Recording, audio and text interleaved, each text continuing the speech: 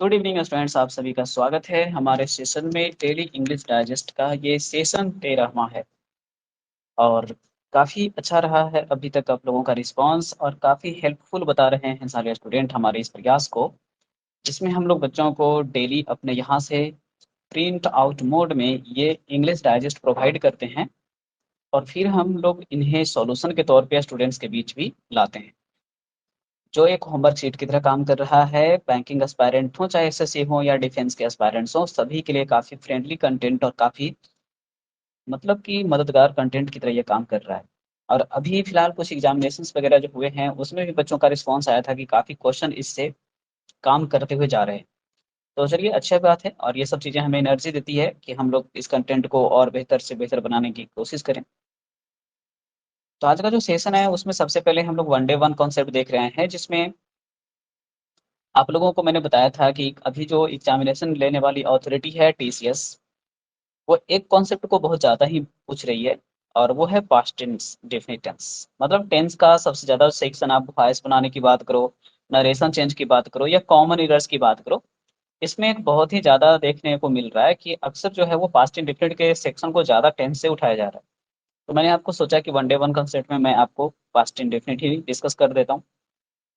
तो जो आज का जो कॉन्सेप्ट है उसमें मैंने लिखा है कि आजकल टीसीएस को कुछ ज़्यादा ही प्यार आ गया है और वो सिंगुलर सब्जेक्ट जो होते हैं ना, जैसे राम हो गया, ही हो गया, है ना, कोई भी सिंगुलर सब्जेक्ट हो गया, उसके साथ क्या लगा दे रहा है, भी वन लगा दे रहा है। और ये भी वन जो हो जाता है किसी भी सिंगुलर सब्जेक्ट के साथ में, वो क्या हो जाता है, गलत हो जाता है। तो हमें ज़्यादातर उसको क्या में चेंज करना पड़ रहा है, भी टू में चेंज करना पड़ रहा है। और ये जो भी टू है यही चीज़ आपके पास में स्ट्रक्चर होता है टेंस में पास्ट इंडेफिनिट का, कि अगर किसी सब्जेक्ट के साथ आप भी टू का यूज करते हैं वो तो पास्ट इंडेफिनिट टेंस कहला सकता है। फिर मैंने लिखा है कि तो आपको एक बात और गौर करनी है कि पास्ट इंडेफिनिट टेंस मैंडेटरी हो जाता है अगर क्वेश्चन में भेन का, फाइल का, एज का यूज किया गया है कंजक्शन के तौर पे और उसके बाद सब्जेक्ट को रखा गया है, तो उसके बाद हम पास्ट इंडेफिनिट टेंस रखना पसंद करते हैं। हाँ, फाइल के केस में कहीं पे पास्ट कंटिन्यूअस भी रह सकता है, इसमें कोई डाउट नहीं। फिर एक बहुत ही फेमस कॉन्सेप्ट है पास्ट इंडेफिनिट टेंस का कि अगर हम कभी सेंटेंस का स्टार्टर जो है वो इफ देखते हैं, तो उसमें हम लोग पास्ट वर्ब के तौर पे बाज की जगह बेयर को प्रीफर करते हैं, भी टू फॉर्म आता है। और हैड का यूज हम नाउन के मतलब के साथ में रख सकते हैं। जैसे भीतरी है तो आपका हैड आता ही है, कई बार नाउन के साथ हम पोसेशन बताने के लिए भी हैड का यूज कर सकते हैं।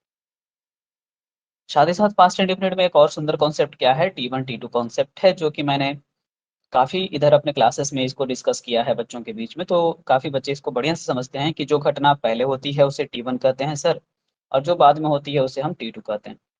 तो पास्ट इंडेफिनिट जो आपका टेंस होता है वो उस सेंटेंस के साथ होता है जो बाद में घटना घटित होती है। जैसे चोर भाग गया, पुलिस आई, तो इसमें चोर पहले भाग रहा है, पुलिस बाद में आ रही है, तो पुलिस जो बाद में आ रही है उसके साथ वाला सेंटेंस को लिखना पड़ता है द पुलिस केम, इस तरह से, मतलब भी टू के साथ। या फिर आप स्कूल पहुंचते हो, घंटी बज जाती है, यानी आप स्कूल लेट से पहुंचते हो ना, तो आपके स्कूल पहुंचने वाला जो पार्ट होगा उसको हम भी टू में लिख सकते हैं, पास्ट इंडेफिनिट में लिख सकते हैं। यहाँ पे कुछ मेंशन किया गया है कि ऐसे सेंटेंस पास्ट इंडेफिनिट टेंस में लिखे जाते हैं जिसमें आपको अगर क्वेश्चन पढ़ने के दौरान लगे कि नहीं ये हैबिट नहीं है, हैबिट ब्रेक है। जैसे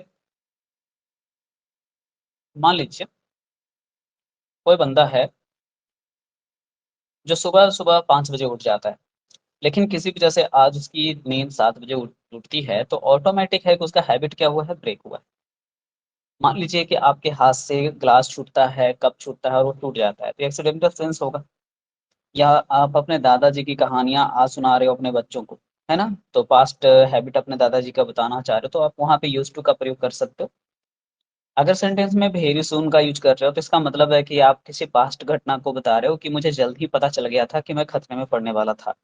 तो वेरी सून आई रियलाइज होगा नहीं, आई रियलाइज्ड होगा। सेड के साथ क्वेश्चन अगर है आपका नरेशन केस में, तो उसमें भी हम लोग देखते हैं कि सेड दैट के बाद का जो सेंटेंस होता है उसमें भी पास्ट टेंस रखना होता है।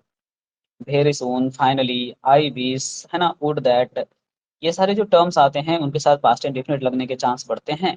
और साथ ही साथ टू डिग्री कंडीशन में भी आप पास्ट इंडेफिनिट लगा सकते हैं। टू डिग्री कंडीशन अगर आप नहीं जानते हैं तो मैं बता दूं, इसमें कंडीशन पार्ट में होता है सब्जेक्ट भी टू, प्लस में बेयर होता है।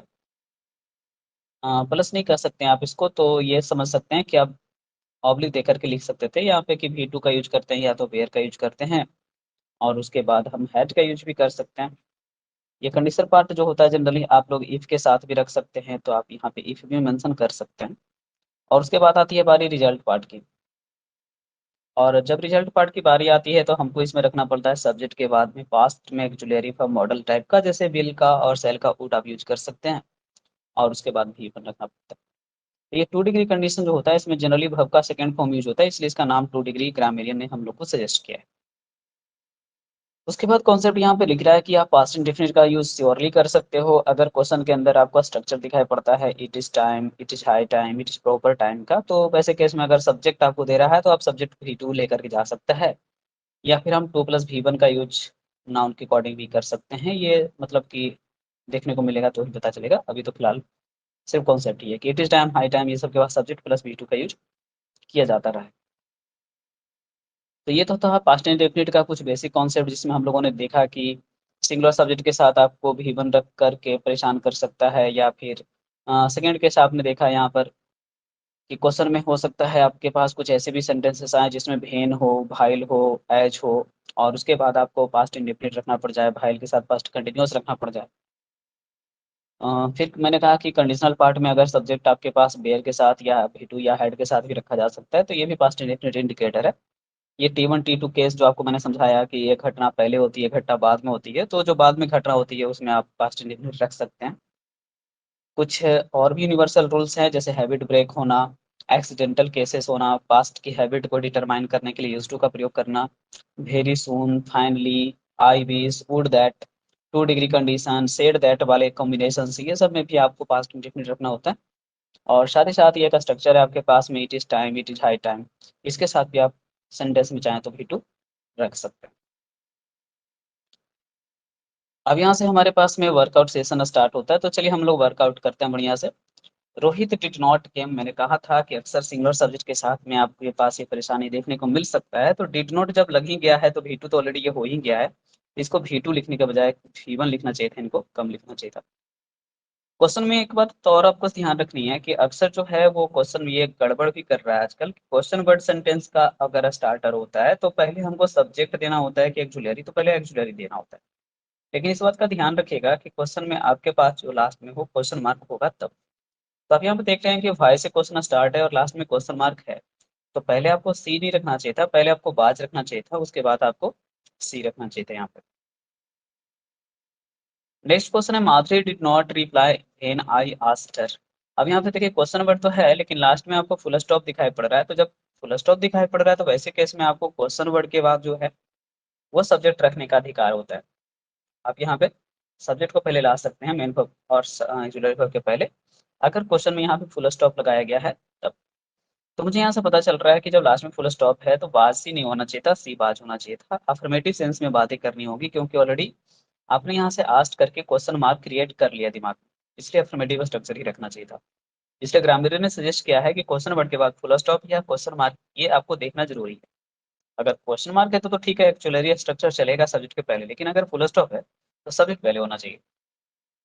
चौथा क्वेश्चन है भाई दे डिडंट टर्न अप। अब बताओ यहाँ पे भी लास्ट में क्वेश्चन मार्क दिख रहा है, तो पहले डीड को रखना यहाँ था, उसके बाद आपको यहाँ पे रखना था दे का यूज, और उसके बाद नॉट टर्न अप।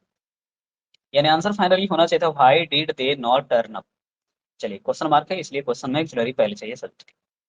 क्वेश्चन में आप देख सकते हैं कि दैट के पहले सेड है, यानी पास्ट में कॉम्बिनेशन है, तो पास्ट एक्चुअली यूज करना चाहिए था यहाँ पे, तो विल को रिप्लेस करना पड़ेगा वुड से। Salesman try to sell me a solar heater but I already one. अब सबको पता है कि ऑलरेडी आपके पास पहले से एक था, और सेंटेंस में आप पहले से भी देख रहे हो ट्राइड जो है वो पास्ट की बात कर रहा है। तो क्वेश्चन में हर हाल में जो आपके पास में होना चाहिए था वो पास्ट वर्ब यहाँ पे होना चाहिए था, और क्या होना चाहिए था, ऐड होना चाहिए था। I called at his house yesterday. अभी देखो स्टरडे के अकॉर्डिंग अगर आप देखो तो कॉल्ड का प्रयोग किया गया जो V2 है, तो क्वेश्चन में आपको वर्ब का सेकंड फॉर्म यानी हैड यूज करना चाहिए था। I shake his hand when he. अब देखो व्हेन के साथ क्वेश्चन है यार, तो कोई भी यूज करना चाहेगा V2, तो क्वेश्चन में होगा क्या, नो वन के बाद V1 कैसे आ सकता है। मैंने अभी समझाया था कि सिंगुलर सब्जेक्ट के साथ सिंगुलर आपको वर्ब दे देगा, और ये गलत बात है, इसको आपको V2 करना पड़ेगा या V5 करना पड़ेगा, ये डिपेंड करेगा नेक्स्ट क्लाउज पे।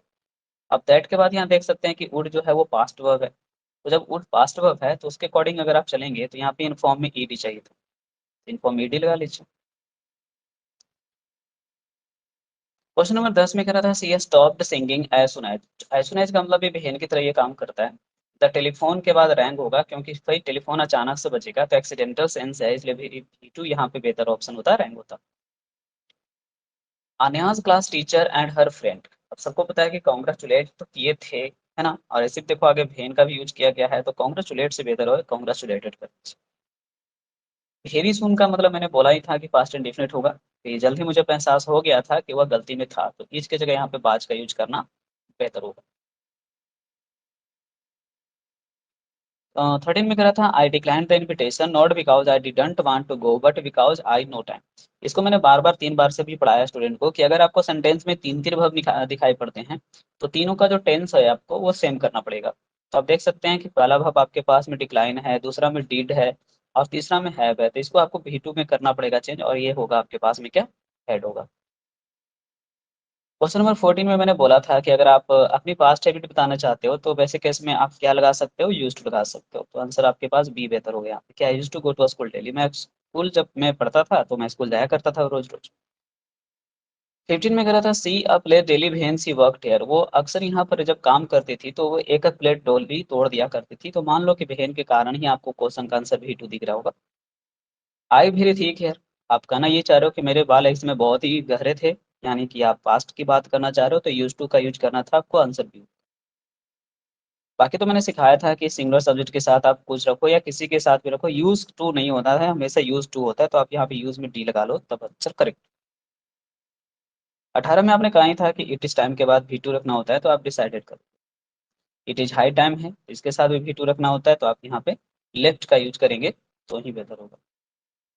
आई विश के बाद सेंटेंस में V2 या वेयर का प्रयोग करना होता है, तो यहाँ पे आप V2 या हैव नहीं मानते हो, V5 या हैच है तो V2 हैड मानते हो, तो आंसर आपके पास होगा।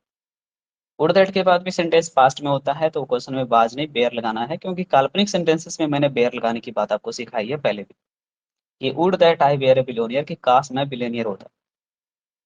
आपने यहाँ भी वही बात किया कि would that life bear a bed of roses, कि काश जिंदगी में सिर्फ सुकून ही सुकून होता। तो काल्पनिक सेंटेंसेस का जो वर्ब होता है एक्चुअली अक्सर वेयर का यूज करना होता है। तो ये था आपके पास पास्ट इंडेफिनिट का कुछ सेशन, जो काफी इंटरेस्टिंग क्वेश्चन और काफी जरूरी क्वेश्चन है, वो आपको यहाँ पे पेश कर दिया गया है। आप इन्हें रिवीजन करके काफी अच्छा महसूस कर सकते हैं और अपना टेंस का थोड़ा सा डर तो दूर कर सकते हैं। अब यहाँ पे हमारे पास में कुछ प्लेस रिलेटेड वोकैब्स हैं जो आपको करने होते हैं, अगर आपको पहले से नहीं पता है तो आप इन्हें रट्टा मारे, पीछे आंसर दिया रहता है, आप वहां से इसको याद कर सकते हैं। जैसे कह रहा था जहाँ पे जानवरों को मार्केटिंग करने के लिए मारा काटा जाता है, यानी कि सीधे पूछ रहा है कि कसाई खाने को क्या कहते हैं, तो कसाई खाने को हम लोग एवेटर कहते हैं, ABATT होता है शायद, OIR होता है। आप इसी को मीट शॉप कह सकते हैं अंडरस्टैंडिंग के लिए, लेकिन आपको आंसर एग्जामिनेशन में देगा तो अवेटर ही देगा। फैक्ट्री फॉर मैन्युफैक्चरिंग बियर, अब हम इसमें क्या समझा सकते हैं, जहाँ पे बियर बनती है उस फैक्ट्री को या उस जगह को ब्रीवरी का नाम दिया गया है, तो आप ब्रीवरी आंसर कर सकते हैं। प्लेस जहाँ पे लिक्वर्स प्रोड्यूस किए जाते हैं, जनरली कहना ये चाह रहा था कि गांव में जो भट्टियां होती हैं शराब की उनको कहते हैं डिस्टिलरी। डिस्टिलरी या कहीं भी शराब की भट्टी के लिए डिस्टिलरी भी यूज करिएगा और बियर फैक्ट्री के लिए ब्रीवरी यूज करिएगा। अब आपको ये ध्यान रखना पड़ेगा, नहीं तो दोनों में से कुछ भी यूज करिएगा तो गड़बड़ा जाएगा। कपड़े आप रखते हो कहाँ पे, तो सबको पता है कि हम आयरन कराने अगर ले जा रहे हैं सर, तब तो हम लॉन्ड्री की बात करेंगे, अपने घर में तो हम वार्डरोब में यूज करते हैं। लेकिन आपको बोल रहा है कि आप आयरन कहाँ करवाने जाते हो, तो यहाँ पे आंसर होना चाहिए था आपके पास में क्या, लॉन्ड्री। तो चलिए, लॉन्ड्री का स्पेलिंग होता है LAUNDRY। अगला क्वेश्चन है पांचवा में कि जहाँ पे आप कार्स वगैरह को रखते हो, तो सबको पता है यार ये तो गैराज होगा, इसमें कोई डाउट नहीं है, ये सबसे आसान क्वेश्चन हो गया, सभी को पता था इसके बारे में।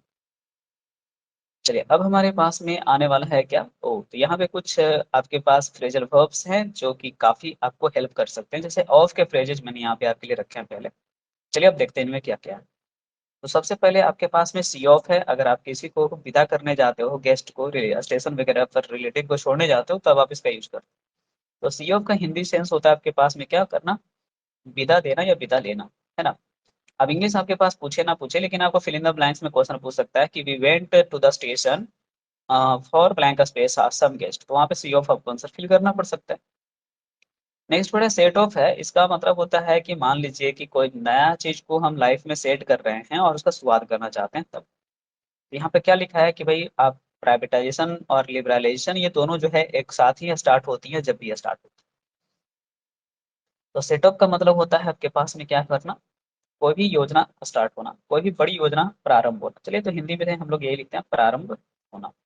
ये आपको थोड़ा सा टफ या उटपटांग लग रहा होगा बाय द वे, तो आप इसको रिलेट करके और सेंटेंस देख करके बना सकते हैं और दिमाग में सेट कर सकते हैं। चलिए तो मेरी ओर से ये टफ है। 3 नंबर देखो, अगर आपको याद नहीं है तो आप बुरे फंसने वाले हो, कभी भी फंस सकते हो क्योंकि ये बहुत पूछा हुआ है और बहुत बार पूछता भी है। तो टेक ऑफ के आपके भाई तीन तीन भाई बहन हैं इसके। अब देखो क्या क्या तीन तीन भाई बहन है इसके। तो पहले तो टेक ऑफ रिमूव का सेंस लगता है, अगर आप कहीं पे नहाने से पहले कपड़े उतारने की बात कर रहे हो या फिर मंदिर में प्रवेश करने से पहले जूते उतारने की बात कर रहे हो। टेक ऑफ ये फंक्शन भी होता है, अगर आप फंक्शन को आयोजित करने की बात कर रहे हो। टेक ऑफ का मतलब होता है कि एरोप्लेन डिपार्ट भी करता है, आप उसके लिए भी यूज कर सकते हो। यानी टेक ऑफ के तीन तीन मीनिंग है, आपको इन तीनों को ध्यान से याद रखना पड़ सकता है। नेक्स्ट वर्ड है टर्न ऑफ है, जिसमें क्या होता है ना कि कई बार आप ब्रश कर ले, स्नान करने के लिए नल को छोले खोले लेकिन आप उसको बंद करना भूल जाते हैं। तो वाटर टैप को बंद करने के लिए हम यूज करते हैं टर्न ऑफ का, जिसका मतलब होता है पानी वगैरह के रिसाव को बंद करना। अब देखिए आपने सीखा कि सी ऑफ होता है गेस्ट को छोड़ने जाना। सेट ऑफ का मतलब होता है आपके पास में खास करके तब यूज करते हैं जब हम कोई योजना शुरू कर रहे हैं, है ना। टेक ऑफ का मतलब आपने बोला कि ठीक है हम उड़ान भरने के सेंस में, जूते उतारने के सेंस में या फंक्शन ऑर्गेनाइज करने के लिए यूज कर सकते हैं। टर्न ऑफ में आपने कहा कि हम किसी रनिंग टैप वाटर को बंद करने के लिए यूज कर सकते हैं। अब यहाँ से कुछ क्वेश्चन है जिन्हें प्रैक्टिस करके आपको देखना पड़ता है ताकि आपको कॉन्फिडेंस ठीक ठाक आए। Please make it A point two water tap before you go out. मतलब कहना चाह रहा था कि आपको वाटर टैप को क्या करना चाहिए। तो सबको पता है कि बंद करने के लिए हम लोग टर्न ऑफ यूज किए थे, तो आंसर हो जाएगा टर्न ऑफ। करा ना अपने जूतों को क्या करें, तो अपने जूतों को उतार के जाएं, तो टेक ऑफ द शूज होता था, आंसर एक हो जाएगा। अगला में कह रहा है his name was has been the admission list. अब सबको पता है कि एडमिशन लिस्ट से किसी के नाम को ड्रॉप कर दिया जाएगा, तो आंसर आपके पास एक हो सकता है। नहीं पढ़े फिर भी बना सकते हैं। प्राइवेटाइजेशन जो है उसने आपको लिबरलाइजेशन के रास्ते को रास्ता दिया है भारत में, तो यहाँ पे सेट ऑफ हो सकता है क्योंकि प्रारंभ करने का सेंस भी सीमित है। अब उसके जो दोस्त लोग थे वो स्टेशन पर क्या करने गए थे, तो स्टेशन पे उसे छोड़ने गए थे, तो सी ऑफ होगा। चलिए अब हम लोग चलते हैं आगे के स्लाइड में और देखते हैं कि यहाँ थीम वाइज इडियम्स में रेट से रिलेटेड कुछ मुहावरे दिए गए हैं। स्टूडेंट को सजेशन दिया जाता है कि आप इनको खुद से ही करें तो अच्छा है। और इसमें बहुत सारे ऐसे मुहावरे आपको लग सकते हैं कि जो अभी उतना इम्पोर्टेंट नहीं है, लेकिन एग्जामिनेशन के लिए कौन सा इम्पोर्टेंट है कौन सा इम्पोर्टेंट नहीं है ये क्लासीफाई करने का हक स्टूडेंट को नहीं होता है। उन्हें जो भी कंटेंट मिले उसे ग्रहण करना चाहिए और उसे टू द पॉइंट याद रखना चाहिए। इसे आप सारा का सारा याद करेंगे तो ही अच्छा है। चलिए अब यहाँ से हम लोग देखते हैं कि आपके पास दो क्लोज टेस्ट होता है, एक बेसिक क्लोज टेस्ट होता है और एक एडवांस क्लोज टेस्ट होता है। अब बेसिक क्लोज टेस्ट में क्या होता है कि आपको एक 5 क्वेश्चन का भी ब्लैंक स्पेस का पैसेज दिया जा रहा है, जिसमें ऑप्शंस आपके यहाँ पे 10 दिए गए हैं, उसमें से 5 ऑप्शन आपको यूज करने होते हैं। आपको यहाँ पर प्रीपोजिशन देख करके लग रहा होगा कि यार ये तो मजेदार होने वाला है, क्योंकि प्रीपोजिशन टेस्ट तो हमें आसानी से लगता है कि बना सकते हैं, वर्ड में थोड़ा गलती होने का चांस रहता है। तो चलो कोई ना, देखते हैं कितना अच्छे हैं आप। After the resounding success of scholarship program, किसी भी स्कॉलरशिप प्रोग्राम की सफलता के बाद ही कोई कुछ सोचेगा, तो यहाँ पे लग रहा है कि ऑफ हो सकता है ना। कि जब आईएएस स्कॉलरशिप प्रोग्राम का पिछले साल काफी सफलता हाथ लगा, उसके बाद क्या होता है, सोनू सूद की एक चैरिटी फाउंडेशन है इन कोलेब्रेशन विथ। अब ये देखो ये कोलोकेशन है, अगर आपको याद है तो बहुत अच्छी बात है, लेकिन अगर आपको याद नहीं है तो याद कर लीजिए, in collaboration with Divine India Youth Association के साथ ये आई है और ये शुरू कर रही है एक नया सेशन संभवम का। ठीक है, द ईयर 2022-23, जो 2022 और 23 के लिए है। तो के लिए का मतलब हो जाएगा यहाँ पे फॉर। एक यूनिक प्रोग्राम ये है एस्पायरेंट ऑफ सिविल सर्विसेज के जो हैं उनके लिए, खास करके जो आईएएस की परीक्षाओं की तैयारी कर रहे हैं। यानी कि इनकी जो चैरिटी है और ये डिवाइन इंडिया यूथ एसोसिएशन है, ये दोनों मिल करके संभवम ना का एक नया सेशन शुरू करने वाली है 2022-23 के लिए, जो आईएएस की तैयारी करने वाले बच्चों के लिए कुछ काम करने वाली है। करा संभवम के एससीएफ दिया मतलब सोनू सूद जो भी है, सोनू चैरिटी फाउंडेशन हुआ एससीएफ, और ये आपके पास हो गया डिफाइन इंडिया यूथ एसोसिएशन। इन दोनों का जो लक्ष्य है वो क्या है, कंट्रीब्यूट करना, योगदान देना। अब क्या योगदान देना है, तो सबको पता है कि कंट्रीब्यूट का प्रीपोजिशन हमेशा जो है वो टू लेता है। जितना भी समर्पण होना, वफ़ादार होने का वर्ड है, सब 2 ही लेता है, तो कंट्रीब्यूट भी 2 ही लेगा। उनका लक्ष्य है कंट्रीब्यूट करना, ख़ास करके फाइनेंशियली वीकर सेक्शन के बच्चों को मदद करने में और उन्हें एबल बनाने में, फ्री कोचिंग दिलाने की जो बात हो रही है उसमें, और इक्वल चांस देने में आईएएस का एंट्रेंस एग्जामिनेशन का। मतलब कि जिनके पास साधन है, उनके पास साधन बहुत अच्छा है, तो वो काफ़ी अच्छी तैयारी करके जाएँगे ना। तो कम से कम जो गरीब तबके के लोग हैं, उनको भी हर वो साधन मुहैया कराया जाए, जो एक समृद्ध समुदाय से आने वाले बच्चों को मिलता है, ताकि वो परीक्षाओं में जब बैठें, तो उनके पास किसी प्रकार की कमी का उनको एहसास ना रहा हो, कोई मलाल ना रहा हो और उनकी तैयारी अच्छी रही। ये जो इनिशिएटिव है, ये कहीं न कहीं आपका बेटर और स्ट्रॉन्गर और एक नया भारत निर्माण करने का है, जो कि एक कदम भी कह सकते हैं इनके द्वारा, इस फाउंडेशन के द्वारा है। जो संभवम है, उसके द्वारा जो दिया गया आपका अवार्ड होगा, वो सिलेक्टेड स्टूडेंट्स को दिया जाएगा और वो free online IAS coaching institute है, जो कि प्रावधान करने के लिए दिया जाएगा।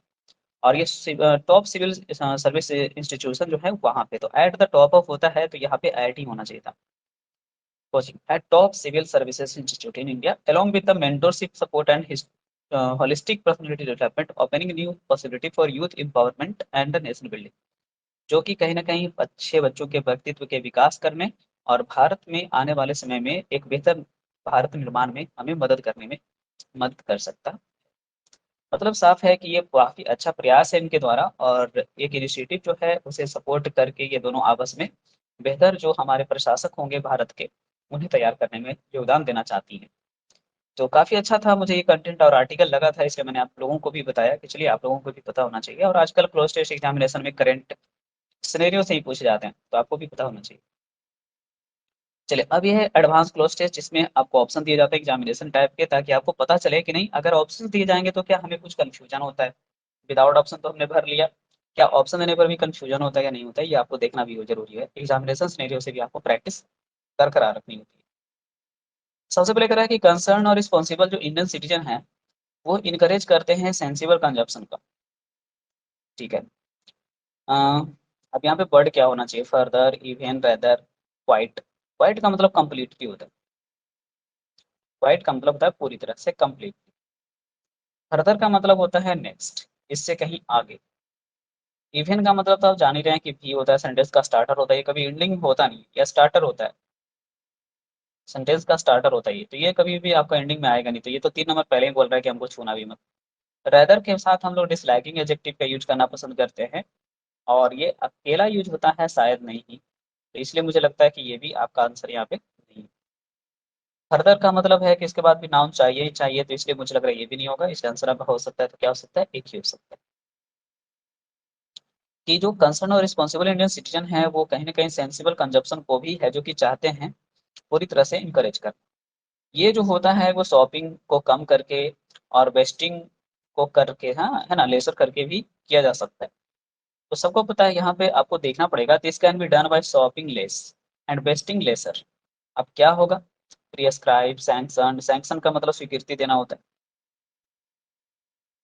प्रिस्क्राइब का मतलब होता है निर्देश देना डॉक्टर साहब के द्वारा, तो यहाँ पे कोई डॉक्टर साहब का सेंस लग नहीं रहा, नहीं होगा।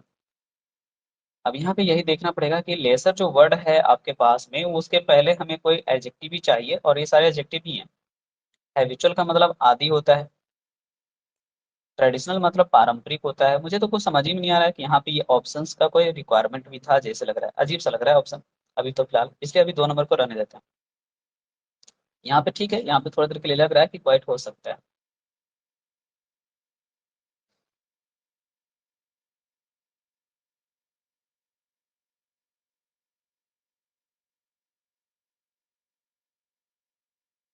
एक मिनट, चलिए, अब थोड़ा सा चीजें इधर उधर हो गई है, इसलिए इनको हटाना पड़ेगा मुझे।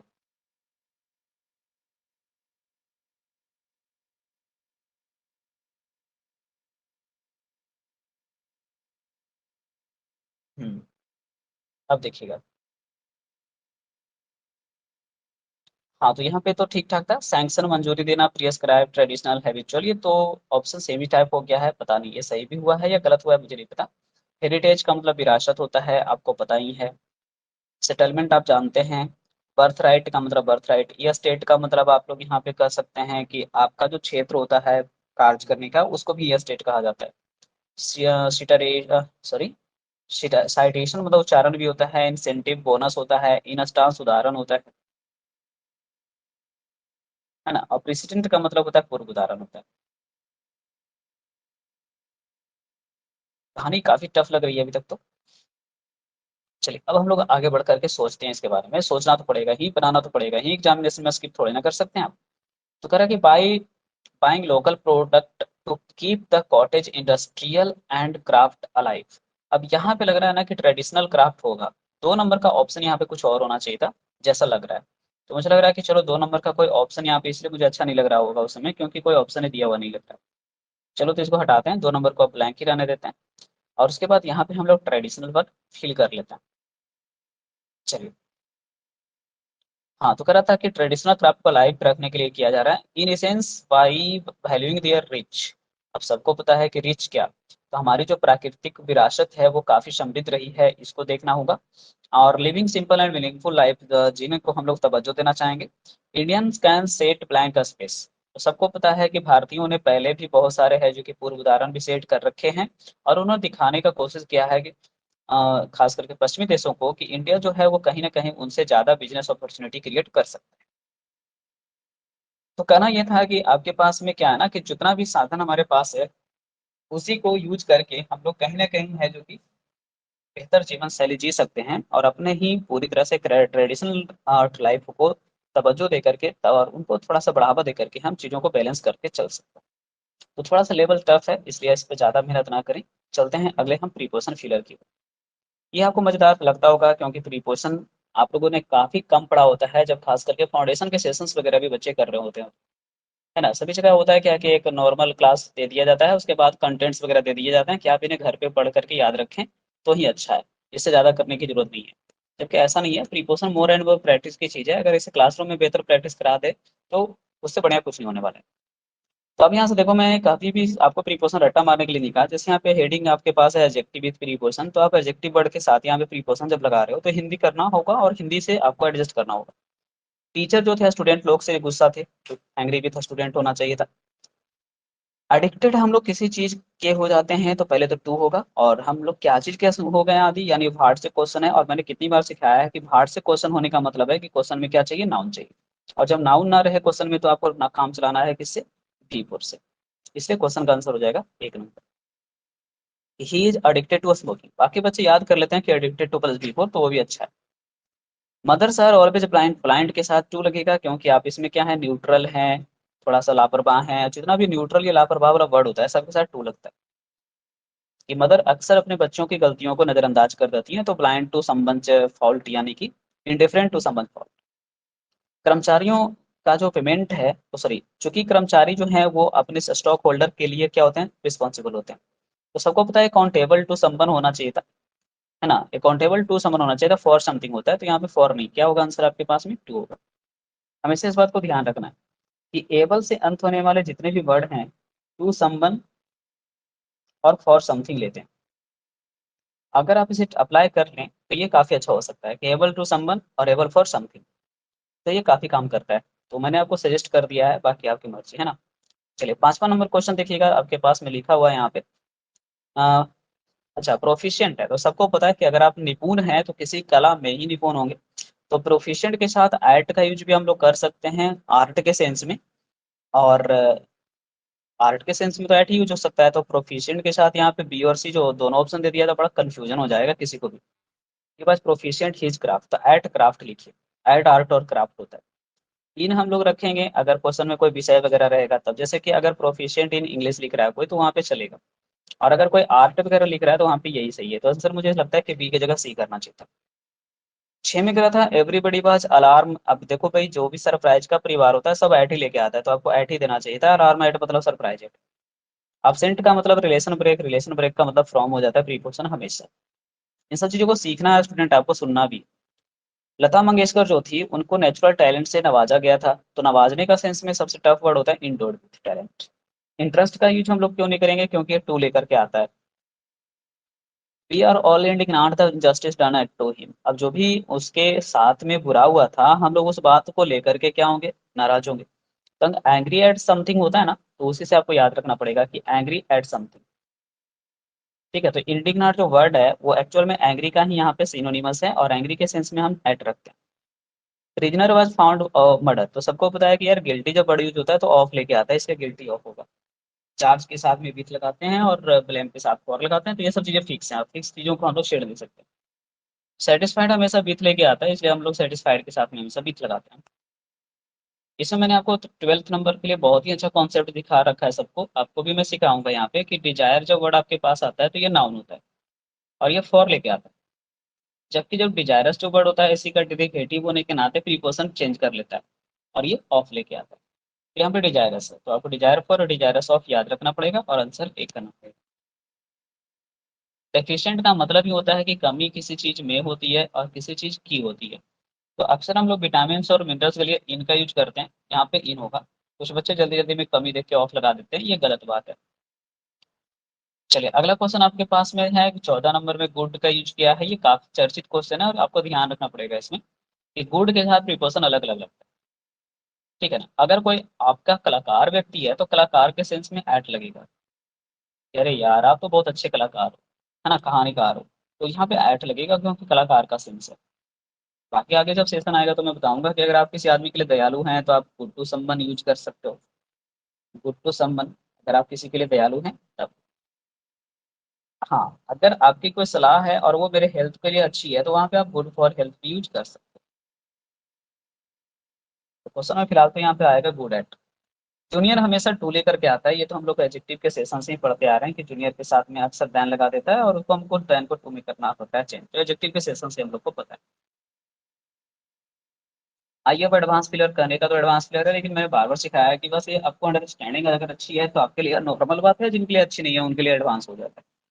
जैसे कह रहा I have in my album photograph of some of my very close friends, I can never forget. अब सबको पता है कि क्वेश्चन में यहाँ पे कैन फॉरगेट का मतलब हो गया कि सेंटेंस का सब्जेक्ट तो आपके पास में आई था और वर्ब जो था वो कैन फॉरगेट था, यानी आपको जो भी रखना है यहाँ पे ऑब्जेक्ट ही रखना होगा शायद, और इसलिए आंसर क्या होना चाहिए था, हूम होना चाहिए था।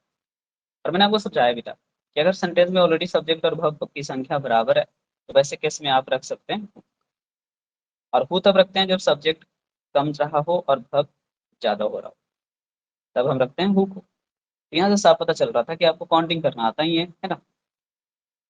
बाकी हिंदी करने से नहीं ज्यादा बनता है, ये आपको प्रीपोजिशन देख करके ही और काउंटिंग करके ही बनाना चाहिए। It is desirable to take in my business if you want to make profit, अगर आप प्रॉफिट बनाना चाहते हो तो आपको कुछ ना कुछ एडवाइस तो मेरा लेना चाहिए था।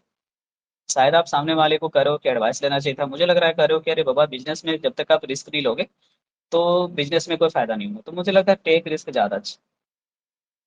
ठीक है, तो टेक रिस्क हो। लोकेशन से बढ़िया कुछ नहीं है दुनिया में, अगर फिल इन द ब्लैंक्स और क्लोजेज की बात करें। तीसरा में है the target and did not cause any casualty. अब सबको पता है कि जो आपका कोई भी मतलब होता है ना कि जैसे हम लोग रॉकेट वगैरह लॉन्च कर रहे हैं और वो मिस कर जाता है टारगेट अपना, लेकिन अच्छी बात यह है कि वो कोई कैजुअलिटी क्रिएट नहीं करता है, तो यहाँ पे मिस का सेंस है कि जो भी है द रॉकेट, यहाँ पर मान लो the rocket missed the target and did not cause any casualty. यहाँ पे एंड के जगह पे बट होता तो ज़्यादा अच्छा होता। चलिए फिर भी आंसर आपका मिस्ड ही आने वाला है कि रॉकेट हो या कोई भी चीज़ हो वो अपना टारगेट मिस कर जाता है लेकिन कोई ज़्यादा कैजुअलिटी नहीं होता है। बेसिक पैरा जंबल है, देखिए सबसे पहले तो बेसिक पैरा जंबल में हमें देखना ये है कि स्टार्टर कौन होगा, तो चलो स्टार्टर देखते हैं। राज अष्टमी है ना, सॉरी राजस्थानी मेन जो होते हैं, ठीक है, ये पहनते हैं एक प्रकार का ड्रेस, ठीक है, और ये काफ़ी क्लासिकल होता है। ओके, ये क्लासिकल होता है, ये तो मुझे समझ में आ गया, ड्रेसिंग की बात हो रही है। क्वेश्चन का चर्चा का विषय ये है, अब हमको बताना पड़ेगा कि ये कौन सा ड्रेसिंग पहनते हैं। जो पगड़ी जो है वो टाइड किया जाता है अलग अलग रीजन में अलग अलग लोगों के द्वारा, यानी कि ये जो ड्रेसिंग है वो पगड़ी का ही सेंस में आया है यहाँ पे। It is commonly known as pagri और साफा। अब क्या चीज पहनते हैं पहले ये तो बता दो, उसको ना पगड़ी या सोफा कहते हैं। तो हम लोग डी के पास चलना चाहेंगे पहले, और डी जो है वो आपके पास इधर, देखिए डी यहाँ पे, कि जो ये राजस्थान के लोग हैं ये क्या पहनते हैं, टर्बन पहनते हैं। और उसके बाद हो जाएगा आपके पास में कि यही टर्बन को कहीं दूसरे रीजन में पगड़ी या साफा भी कहते हैं। और लास्ट में हो जाएगा आपके पास में क्या, तो आंसर फाइनली आपके पास ADCB बनना है, आंसर बी आना है। चलिए अब हम लोग देखते हैं कि एक एडवांस वाला जंबल आपके पास में मेंशन किया गया है यहाँ पे, और ये बहुत ही सिंपल है, लेकिन आपको ऑप्शन इसमें दिया नहीं गया है, इससे थोड़ा सा टफ हो सकता है। चलिए पढ़ के देखते हैं। सबसे पहले तो ए स्टार्टर सब जगह चल रहा है, तो ए ही पढ़ते हैं। Thick socks and tight shoes are born in winter. अब आपको बताना है कि हम लोग गर्मी के समय में नहीं बल्कि जाड़े के समय की बात कर रहे हैं, कि मोटे मोटे सॉक्स पहनते हैं और टाइट शूज पहनते हैं, इससे फायदा क्या होता है? तो आपको लगेगा कि सर अब सी में चलते हैं, इससे स्किन जो है वो ड्राई अप रहता है। चलो ठीक है, ये इसको लग। अब बी में चलते हैं। और क्या होता है? तो ये also have no space no move about it, मतलब कि हवा के लिए जगह नहीं बनता है। ये भी अच्छा है। अब ये जो होता है वो आपको क्या करता है, एनफ एयर को रिसीव करने से रोकता है। यानी आंसर फाइनली बन रहा है कि ए के बाद हम लोग सी के पास गए थे, फिर बी के पास गए थे और लास्ट में डी के पास आए थे, और यही आंसर सीक्वेंसली सही होने वाला है। चलिए अब उसके बाद का जो क्वेश्चन आपके पास है वो करेंट न्यूज फिलियर का है, जिसमें आपका करंट अफेयर भी अपडेट होता है और फिल इन द ब्लैंक्स का अंडरस्टैंडिंग भी अच्छा होता है। सबसे पहले करें, इंडिया के टॉप रोलर स्केटर हैं अनूप यामा। इन्हें रिकॉर्ड होल्डर माना जाता है सबसे ज्यादा मेडल जीतने का। अब सबको पता है कि जो आज तक इन्होंने जीता है ईवर बोन होगा। पॉजिटिव बात है पहले तो नेवर तो होगा नहीं, तो ईवर बोन अब तक सबसे ज्यादा मेडल जीतने वाला माना जाता है। और ये आर्टिस्टिक स्केटर हैं एशिया में, और सिंगल एशियन चैंपियनशिप मतलब विजेता भी हैं। He was conferred with Arjun award in 2015। और शायद इनका देहांत हो गया है और इसलिए इनका चर्चा में आया होगा चर्चा, या मुझे नहीं पता कि क्यों। कह रहे इंडिया के टॉप रोलर स्केटर रहे हैं अनूप यामा। इनको रिकॉर्ड होल्डर माना जाता है सबसे ज्यादा बार मेडल जीतने का रोलर स्केटर। ठीक है, और एशिया के ये सिंगल एशियन चैंपियनशिप विजेता व्यक्ति रहे हैं, और इनको अर्जुन अवार्ड 2015 में मिला था। चलिए मल्टीपल एरर फाइंडिंग का जो क्वेश्चन आपके पास होता है, इसमें 2 से 3 गलतियां ढूंढनी होती हैं। अगर आप बहुत अच्छे स्टूडेंट हैं तो ये आपके लिए आसान काम है। अगर आप एवरेज स्टूडेंट हैं तो धीरे धीरे स्मार्ट स्टूडेंट बनते चले जाइएगा। जैसे देखिए, गोल्डन ज्वाइंट ऑफ, ठीक है यहाँ तक तो, हाँ, golden joint of the world sing highest railway bridge on river Chenab. अब लग रहा है कि जनरली जो होता है कोई भी ब्रिज किसी नदी के ऊपर होता है तो ओवर का यूज करते हैं, तो ओवर रिवर कर दो। पढ़ने में भी अच्छा लगता है यार ना, ओवर रिवर। वाज इनॉग्रेटेड, यहाँ तक तो सही लग रहा है। For the first time ever since independence Srinagar will be linked. अब श्रीनगर को लिंक कर दिया जाएगा, तो मुझे लग रहा है यहाँ पे लिंकिंग से बढ़िया होगा आपका पैसिव नेचर में क्या, लिंक्ड, लिंक्ड कर दो। ठीक है ना, तो यहाँ पे लिंक्ड ही मैंने यहाँ पे सोचा है, आपको भी यही सोचना चाहिए था। विल बी लिंक्ड, ये जोड़ दिया जाएगा रेस्ट ऑफ इंडिया से। आगे और भी पढ़ लो।